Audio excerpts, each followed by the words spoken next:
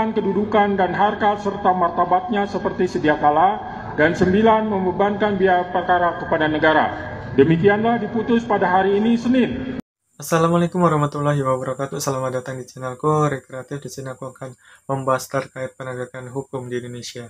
Hai teman-teman, di sini teman-teman pastinya sudah merasa kesal gitu ya terkait penegakan hukum di Indonesia, yang dimana banyak saja drama ataupun plot twist gitu ya di balik penegakan hukum di Indonesia ataupun dalam persidangan di Indonesia, yang dimana kita akan menemukan berbagai macam yang janggal dan tidak masuk akal dalam penegakan hukum di Indonesia. Ya, namanya juga di Indonesia, teman-teman. Siapa suruh teman-teman tinggal di Indonesia? Dan siapa suruh teman-teman itu menjadi orang miskin? Karena orang miskin tidak akan pernah mendapatkan keadilan.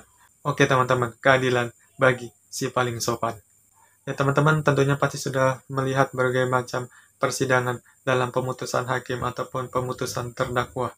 Apakah terdakwa ini bersalah ataupun tidak di depan hakim. Ya, teman-teman juga pastinya sudah melihat gitu ya berbagai macam drama yang terjadi dalam persidangan. Oke, yang paling aneh adalah ketika hakim memutuskan terkait masa tahanan ataupun vonis hukuman bagi terdakwa. Ya, ketika pelaksanaan persidangan di depan hakim, yang dimana dalam persidangan tersebut tentunya pasti dihadiri oleh terdakwa, pengacara, kemudian para hakim, kemudian para keluarga ataupun peserta yang hadir dalam acara persidangan tersebut. Dan yang menjadi sorotanku adalah terkait keputusan hakim yang menilai ataupun memvonis ataupun memberikan vonis kepada terdakwa ini, itu melalui sikap terdakwa dalam pelaksanaan persidangan atau selama persidangan, yang dimana apakah terdakwa ini melakukan tindakan-tindakan yang semena-mena ataupun yang lainnya. Itu sungguh tidak masuk akal, teman-teman. Ya, apa gunanya gitu ya? Dibuatnya undang-undang, dibuatnya terkait aturan-aturan gitu ya, yang sudah susah payah melalui proses yang panjang, rapat yang panjang.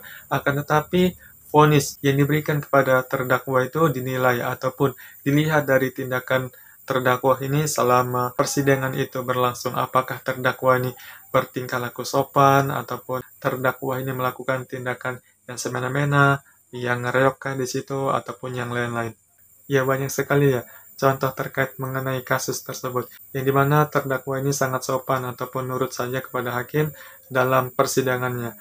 Kemudian hakim memberikan suatu vonis yang sangat ringan kepada terdakwa dengan mempertimbangkan sikap terdakwa selama persidangan itu bertingkah laku sopan. Kan itu tidak masuk akal. Kemudian yang kedua, selama terdakwa ini ditahan dalam jeruji besi ataupun sel dan melakukan tindakan-tindakan yang positif, kemudian dia melakukan tindakan yang sopan dan lain-lain, itu juga akan mendapatkan remisi, teman-teman, atau potongan masa tahanan. Kan itu tidak masuk akal ya, teman-teman, ataupun tidak nyambung terkait penegakan hukum di Indonesia.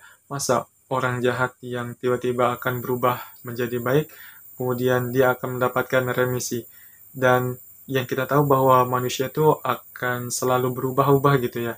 Dan manusia itu akan memiliki 50% sifat baik dan 50% sifat buruk. Jadi manusia ini bisa cenderung ke baik, bisa cenderung ke buruk. Tiba-tiba manusia ini bertingkah baik dan tidak lama kemudian pastinya akan berubah, teman-teman. Bisa saja dia bertingkah buruk ataupun melakukan suatu tindakan-tindakan kekerasan ataupun tindakan-tindakan kriminalitas. Kita tidak tahu ataupun kita tidak bisa meramal apa yang akan dilakukan oleh seseorang ke depannya.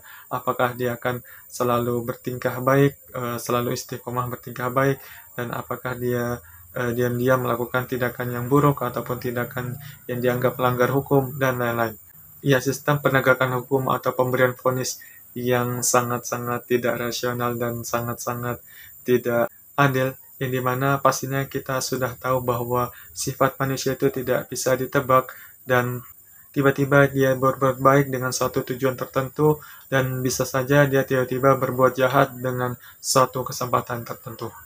Sungguh penegakan hukum yang sangat-sangat aneh, dan baru aku temui di Indonesia. Penilaian atau penindakan hukumnya itu melalui sikap dia di depan hakim.